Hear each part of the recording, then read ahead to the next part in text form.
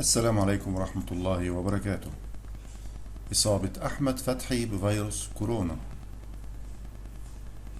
تأكدت إصابة أحمد فتحي ظهير أيمن فريق الكرة الأول بنادي بيراميدز بفيروس كورونا بعد خضوعه لمسحة طبية خلال الساعات الماضية، حيث شعر فتحي بحالة من الإرهاق مما أدى إلى خضوعه لمجموعة من الفحوصات الطبية والتي تبين من خلالها إصابته بكورونا.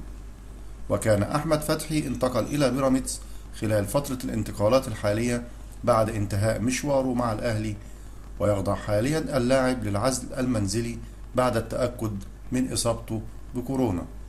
تمنياتنا بالشفاء العاجل للنجم أحمد فتحي، وعافانا وعافاكم الله إن شاء الله.